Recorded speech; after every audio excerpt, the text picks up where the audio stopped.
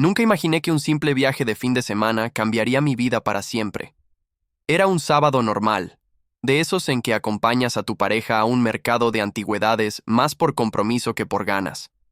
Elena siempre tuvo esa afición por los objetos con historia, mientras que yo solo la seguía, con esa apatía que había sido mi fiel compañera durante los últimos 20 años. Y es que cuando tu hijo de 12 años desaparece sin dejar rastro, algo se apaga dentro de ti y nunca vuelve a encenderse del todo. Recuerdo perfectamente ese 15 de junio de 2003. Marcos había salido con sus patines nuevos, esos que le había regalado por su cumpleaños apenas una semana antes. Eran azules con detalles en rojo, y tenían sus iniciales grabadas en la parte inferior. MLS, Marcos López Suárez. Ese día iba a casa de su amigo Joaquín, que vivía a solo 6 cuadras. Nunca llegó. Lo buscamos por cielo y tierra, contactamos a la policía, repartimos volantes, aparecimos en programas de televisión, contratamos detectives privados. Todo fue inútil. Nuestro hijo se había esfumado como si la tierra se lo hubiera tragado.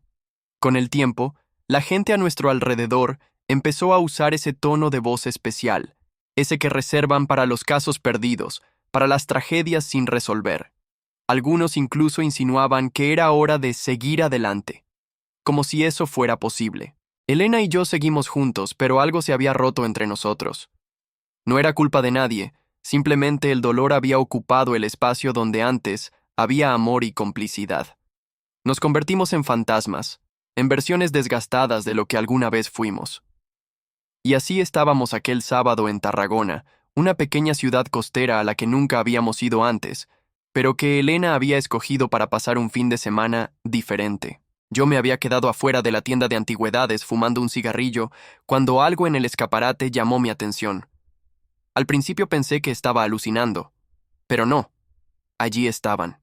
Unos patines azules con detalles en rojo, exactamente iguales a los que Marcos llevaba el día que desapareció. Me acerqué como hipnotizado y cuando vi las iniciales MLS grabadas en la parte inferior, sentí que el mundo se detenía. Eran sus patines. No cabía duda. 20 años después, a más de 600 kilómetros de donde vivíamos, en un lugar donde jamás habíamos estado, estaban los patines de mi hijo. Entré a la tienda como un huracán, casi derribando a una señora mayor que salía en ese momento. Elena estaba en el fondo, examinando unas porcelanas, y se giró sorprendida al verme entrar así. No le dije nada. Fui directo al mostrador donde un hombre canoso de unos 60 años organizaba unas monedas antiguas. Esos patines del escaparate, le dije sin más preámbulos. Necesito verlos. El hombre me miró con cierto fastidio, como si le hubiera interrumpido algo importante, pero se levantó y fue por ellos. Mientras esperaba, sentía que el corazón se me iba a salir del pecho. Elena se acercó, preocupada, preguntándome qué pasaba. No podía hablar, solo señalé hacia el escaparate. Cuando el hombre volvió con los patines, los tomé con manos temblorosas. El cuero estaba gastado, las ruedas algo desgastadas, pero eran sin duda los de Marcos. Levanté uno y le mostré a Elena las iniciales. La vi palidecer al instante. ¿De dónde sacó estos patines?, le pregunté al vendedor, intentando que mi voz sonara firme. El hombre se encogió de hombros. Llegaron en un lote hace unos meses, de una casa en Valencia. No sabría decirle más. No le creí. Había algo en su mirada que no me gustaba, como si estuviera midiendo sus palabras. Le expliqué que esos patines pertenecían a nuestro hijo desaparecido hace 20 años.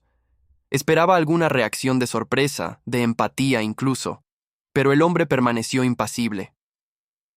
Si quiere llevárselos cuestan 35 euros, fue toda su respuesta.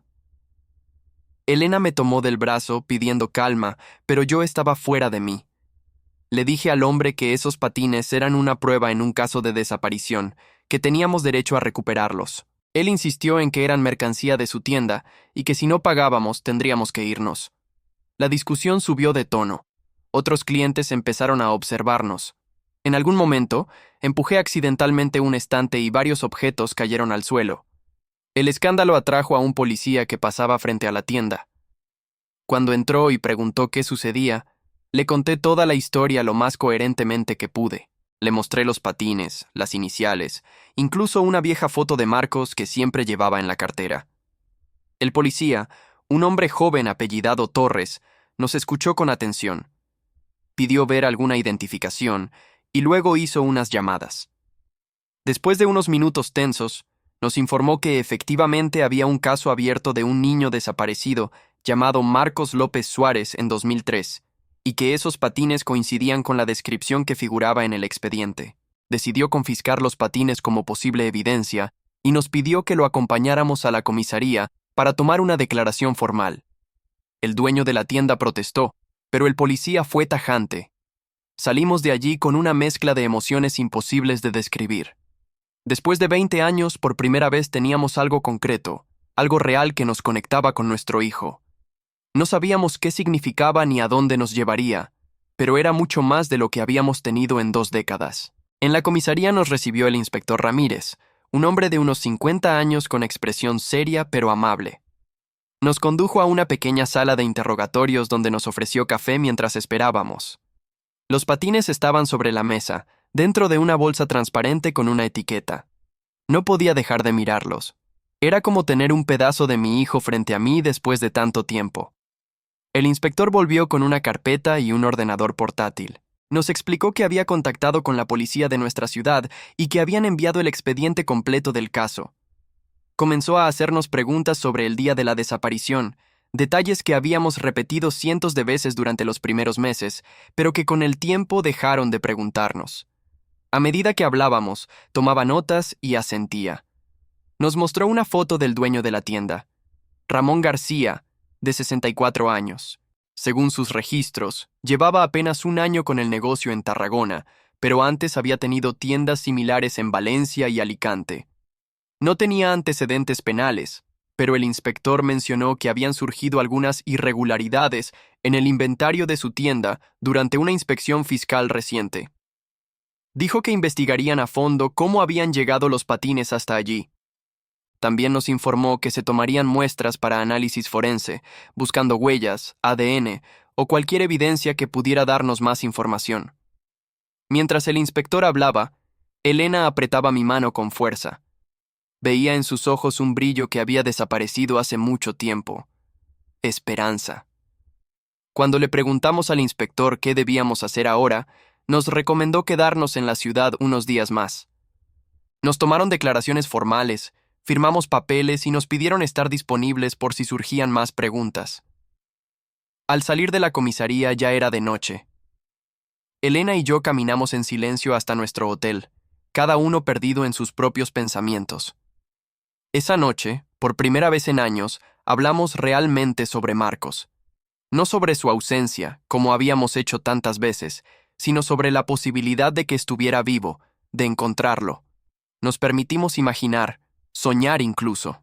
Fue doloroso, pero también liberador. Como si hubiéramos estado conteniendo la respiración durante 20 años y por fin pudiéramos exhalar. Esa noche apenas dormí. Mi mente no dejaba de dar vueltas alrededor de esos patines, de cómo habían llegado hasta esa tienda, de lo que podrían significar. ¿Y si Marcos estaba vivo? ¿Y si estaba cerca? La idea era tan aterradora como esperanzadora. El domingo por la mañana recibimos una llamada del inspector Ramírez pidiéndonos que volviéramos a la comisaría. Había novedades. Cuando llegamos, su expresión era diferente, más animada. Nos condujo a su oficina donde había otro hombre, que se presentó como Daniel Méndez, especialista en personas desaparecidas.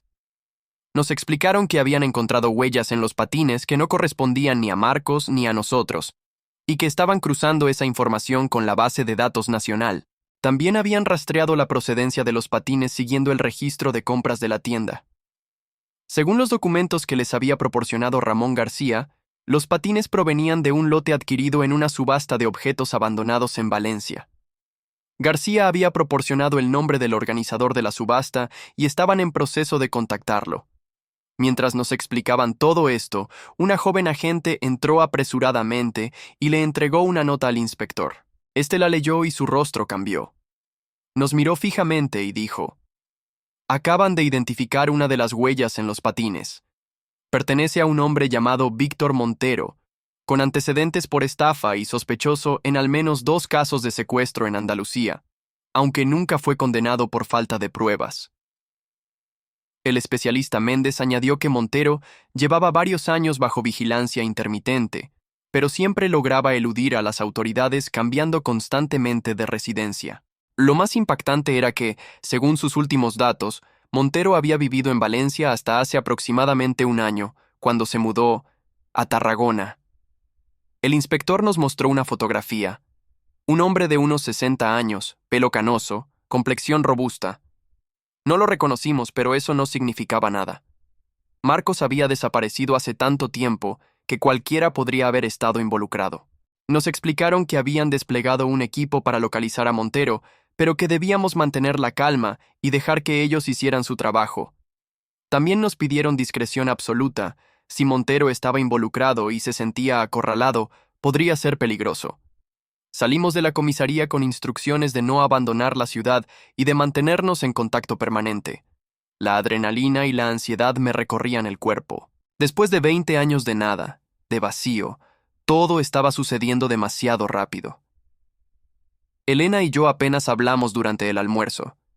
Cada uno estaba perdido en sus propias esperanzas y miedos.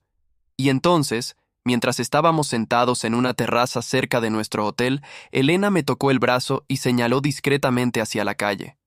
Un hombre que coincidía perfectamente con la descripción de Víctor Montero pasaba caminando a unos metros de nosotros. Mi primer impulso fue levantarme y confrontarlo, pero Elena me sujetó con fuerza. «Llamemos al inspector», susurró con urgencia. Tenía razón, por supuesto. Saqué mi teléfono y llamé mientras observábamos al hombre entrar en una cafetería al otro lado de la calle. El inspector Ramírez nos pidió que no lo perdiéramos de vista, pero que mantuviéramos la distancia. Un equipo llegaría en pocos minutos. Esos minutos fueron eternos. Desde nuestra mesa podíamos ver parcialmente el interior de la cafetería. Montero se había sentado solo en una mesa junto a la ventana y parecía estar esperando a alguien. Revisaba constantemente su teléfono. Entonces llegó otra persona y se sentó frente a él. Era un joven de unos 30 años, de complexión delgada y pelo oscuro. Desde nuestra posición no podíamos verle bien la cara, pero algo en su postura, en la forma en que movía las manos al hablar, me resultó extrañamente familiar. Elena también lo notó. Se quedó completamente inmóvil, con los ojos fijos en el joven. «Alberto», murmuró, «¿no te recuerda a...?» No terminó la frase. No hacía falta. Los dos estábamos pensando lo mismo. ¿Podría ser Marcos? Sería un hombre ahora, de 32 años. Pero era imposible saber si aquel joven era nuestro hijo solo por su silueta. Además, era demasiado coincidente, demasiado perfecto para ser real. El equipo de policía llegó discretamente. 2 agentes de paisanos se posicionaron cerca de la cafetería, mientras un coche patrulla sin distintivos se estacionaba a poca distancia. El inspector Ramírez nos llamó para decirnos que nos quedáramos donde estábamos. Tenían la situación controlada. Pero entonces sucedió algo inesperado. Montero miró por la ventana y pareció fijarse en nosotros. No sé si nos reconoció o simplemente le pareció sospechoso que una pareja lo observara tan fijamente, pero inmediatamente se puso en pie. Dijo algo al joven que lo acompañaba, y ambos se dirigieron rápidamente hacia la puerta trasera de la cafetería. Los policías reaccionaron de inmediato, pero Montero y el joven ya habían desaparecido por un callejón cuando lograron entrar. Se inició una persecución. El inspector Ramírez nos llamó nuevamente, ordenándonos quedarnos en el hotel hasta nuevo aviso. Pero no podíamos quedarnos de brazos cruzados. Si aquel joven era Marcos, no podíamos perderlo de vista. No otra vez. Elena y yo nos miramos por un instante y sin necesidad de palabras tomamos la decisión. Seguimos a los policías a una distancia prudente, guiados por el alboroto de la persecución. El corazón me latía tan fuerte que pensé que se me saldría del pecho. Después de doblar varias esquinas, llegamos a una plaza donde un grupo de agentes había formado un perímetro. En el centro, Montero estaba acorralado, pero el joven que lo acompañaba había desaparecido. Los oficiales le ordenaban que se tirara al suelo, pero él se resistía, gritando que no había hecho nada. Fue entonces cuando el joven reapareció, saliendo de un portal cercano. y esta vez pudimos verlo claramente. El tiempo se detuvo para mí. Era como mirar a un fantasma, o mejor dicho, como mirar una versión adulta del niño cuya imagen había quedado congelada en mi memoria. Los mismos ojos, los mismos rasgos, solo que en un rostro de hombre. Era Marcos. Estaba vivo. Todo sucedió muy rápido después de eso. El joven, nuestro hijo, parecía confundido, asustado. Los policías intentaban mantener la situación bajo control mientras Elena y yo nos aproximamos, ignorando las advertencias de los agentes. ¡Marcos!, gritó Elena con una voz que jamás le había escuchado, una mezcla de dolor y esperanza acumulados durante 2 décadas. El joven se volvió hacia nosotros, pero su mirada era extraña, como si no entendiera por qué lo llamábamos así. Me llamo Daniel, dijo con voz temblorosa. No sé quiénes son ustedes. Esas palabras fueron como un puñal. Elena se derrumbó a mi lado, mientras yo trataba de procesar lo que estaba pasando. ¿Era posible que después de tanto tiempo no nos reconociera? ¿O realmente nos estábamos equivocando? Montero aprovechó la confusión para intentar huir nuevamente, pero fue rápidamente reducido por los agentes. Mientras se lo llevaban esposado, nos miraba con una mezcla de odio y terror. El inspector Ramírez llegó a la escena y, tras evaluar la situación, ordenó que todos fuéramos trasladados a la comisaría. Allí, en una sala privada, nos explicaron lo que habían descubierto hasta el momento. Víctor Montero tenía un historial de abusos y manipulación psicológica. Según documentos encontrados en su apartamento, que habían sido allanados simultáneamente a su detención, había secuestrado a Marcos hace 20 años y lo había llevado consigo en sus múltiples cambios de residencia, siempre en ciudades pequeñas donde pasaban desapercibidos. Le había lavado el cerebro, haciéndole creer que era su sobrino, que sus padres habían muerto en un accidente cuando él era pequeño. Los patines habían sido lo único que Montero había conservado de la vida anterior de Marcos, quizás como algún tipo de trofeo retorcido. Cuando el joven que creíamos ser nuestro hijo entró en la sala para ser entrevistado, pudimos observarlo mejor. El parecido era innegable. Los mismos ojos marrones, la misma nariz recta, incluso la pequeña cicatriz en la ceja izquierda que Marcos se había hecho a los 8 años cuando se cayó de un columpio. Pero sus gestos, su forma de hablar, todo era como el de un extraño.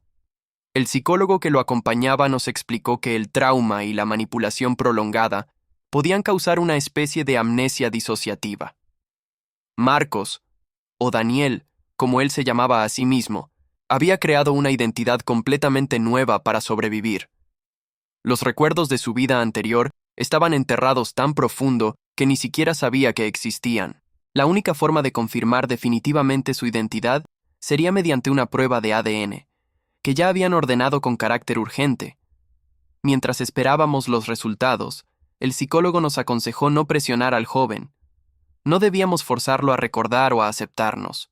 Eso solo lo traumatizaría más. Debíamos ir despacio, con paciencia. Para Elena y para mí, esa era quizás la parte más difícil.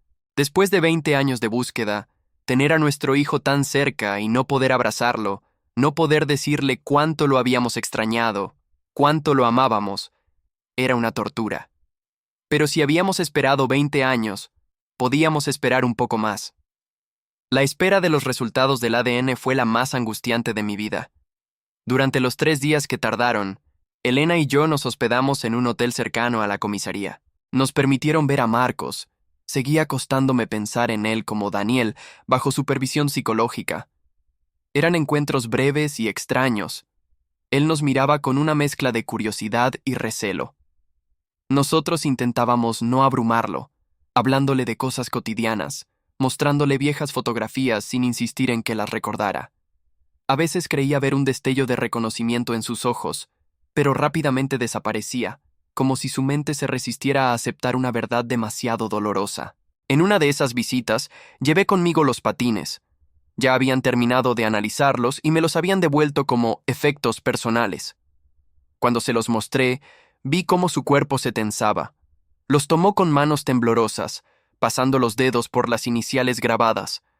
Yo tenía unos así, murmuró casi para sí mismo. pero Víctor me dijo que los había comprado en una tienda de segunda mano. Fue la primera grieta en el muro que separaba a Marcos de su verdadera identidad. El psicólogo nos explicó que objetos significativos como los patines podían actuar como anclas para recuerdos sepultados. Mientras tanto, la investigación sobre Víctor Montero avanzaba. Habían encontrado en su apartamento documentación falsa, pasaportes con diferentes nombres y, lo más escalofriante, un diario detallado donde registraba meticulosamente cómo había manipulado psicológicamente a Marcos durante años. También encontraron evidencia que lo vinculaba a otras 2 desapariciones de niños en diferentes regiones, aunque esos casos seguían sin resolverse. La fiscal nos explicó que, con todas las pruebas recopiladas, Montero enfrentaría cargos por secuestro, falsificación de documentos, abuso psicológico y posiblemente otros delitos que irían surgiendo a medida que avanzara la investigación. Finalmente, al tercer día, llegaron los resultados del ADN. No había ninguna duda. Daniel era Marcos. Nuestro hijo había vuelto. Cuando se lo comunicaron, su reacción fue de incredulidad total. Se encerró en sí mismo, negándose a hablar con nadie durante horas. El psicólogo nos advirtió que estaba experimentando una crisis de identidad severa. Todo lo que creía saber sobre sí mismo, toda su vida, había sido una elaborada mentira. Necesitaría tiempo, terapia y mucho apoyo para procesar esta revelación. Nos permitieron estar presentes cuando finalmente decidió hablar. Estaba pálido, con los ojos enrojecidos. No recuerdo ser Marcos, dijo con voz quebrada. Pero tampoco sé quién es Daniel realmente. Toda mi vida ha sido falsa. Elena se acercó a él lentamente, respetando su espacio. No importa si no recuerdas, le dijo con dulzura. Nosotros recordamos por ti, y estaremos aquí, sin presiones, el tiempo que necesites. Por primera vez desde que lo encontramos, vi algo cambiar en su mirada. No era reconocimiento, no todavía, pero sí una pequeña apertura, una disposición a considerar que quizás, solo quizás, había una historia diferente esperando ser redescubierta. Los días siguientes fueron una montaña rusa emocional. El juez dictaminó que Marcos, que seguía prefiriendo ser llamado Daniel por el momento, podía venir con nosotros, siempre y cuando siguiera un programa estricto de terapia psicológica. El reencuentro con nuestros otros hijos, Paula y Carlos, nacidos años después de la desaparición de Marcos, fue especialmente complicado. Para ellos, su hermano mayor había sido siempre una presencia fantasmal, una foto en la pared, una ausencia que había definido a nuestra familia tanto como cualquier presencia. Ahora tenían frente a ellos a un adulto desconocido, un extraño que compartía su sangre pero no sus recuerdos, no su historia. El terapeuta familiar que nos asignaron trabajó intensamente con todos nosotros, ayudándonos a navegar este territorio inexplorado. Explicó que cada miembro de la familia estaba viviendo su propio proceso de duelo y adaptación. Marcos lidiaba con la pérdida de su identidad construida y el trauma de su secuestro.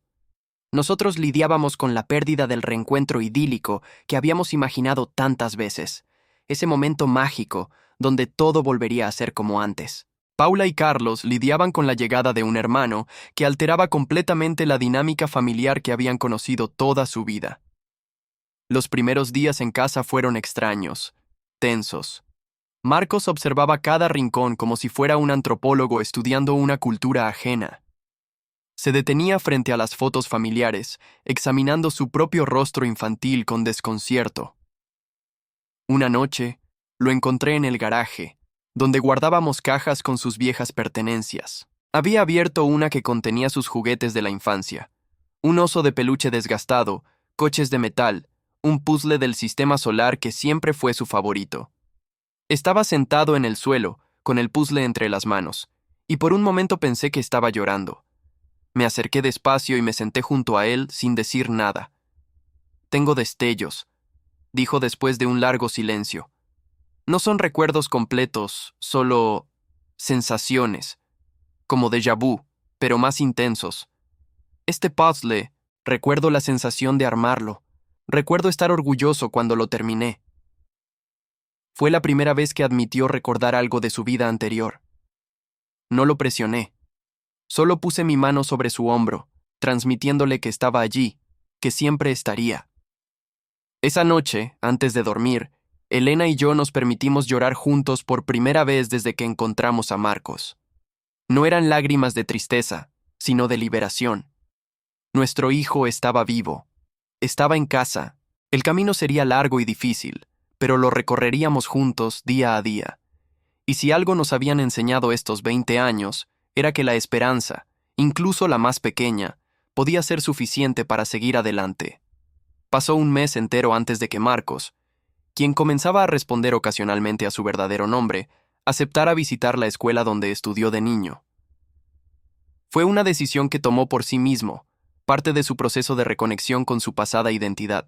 Lo acompañé, pero me mantuve a distancia, dándole espacio para explorar por su cuenta. Lo vi detenerse frente a la cancha de básquet donde solía jugar, tocar las barras del patio como si pudiera extraer recuerdos de ellas. Una maestra jubilada que aún vivía cerca y que había sido informada de su regreso, se acercó tímidamente. Había sido su profesora en 3er grado. No esperábamos que la reconociera, pero cuando ella mencionó un proyecto de ciencias sobre dinosaurios que habían hecho juntos, algo pareció activarse en su memoria. Yo hice un Tyrannosaurus Rex de plastilina verde, murmuró, con una expresión de asombro ante su propio recuerdo. Ese día marcó un punto de inflexión. Los recuerdos empezaron a aflorar con más frecuencia. Fragmentos de su infancia, momentos con nosotros, con sus amigos. El psicólogo explicó que la memoria traumática funcionaba de manera compleja. A veces era necesario un estímulo específico, un olor, un sonido, un lugar, para desbloquear recuerdos enterrados. También nos advirtió que probablemente nunca recuperaría todos sus recuerdos, y que tendríamos que aceptar que algunas partes de esos años seguirían siendo un misterio. Mientras tanto, el caso contra Víctor Montero avanzaba. Nos llamaron a declarar varias veces. Marcos también tuvo que hacerlo, aunque siempre con apoyo psicológico presente. Fue desgarrador escuchar su testimonio, cómo Montero lo había abordado mientras patinaba, ofreciéndole ayuda para encontrar una dirección, cómo lo había drogado y llevado a una casa aislada en el campo. Los primeros meses de cautiverio, donde alternaba el maltrato con momentos de falso cariño para crear dependencia emocional. La creación meticulosa de una falsa identidad, con documentos, fotografías alteradas, historias inventadas. ¿Cómo le hacía repetir esa falsa historia una y otra vez hasta que él mismo comenzó a creerla? Lo más perturbador era cómo Montero había construido toda una vida alrededor de esa mentira, presentándose como su tío, matriculándolo en escuelas cuando se mudaban, incluso permitiéndole tener cierta vida social, siempre bajo su estricta supervisión. Marcos había crecido bajo su control, convertido en una especie de títere psicológico. Pero a pesar del horror de su historia, Marcos estaba recuperando su agencia, su propia voz. Había decidido testificar no solo por él mismo, sino porque la evidencia encontrada en la casa de Montero podría ayudar a resolver otros casos de niños desaparecidos.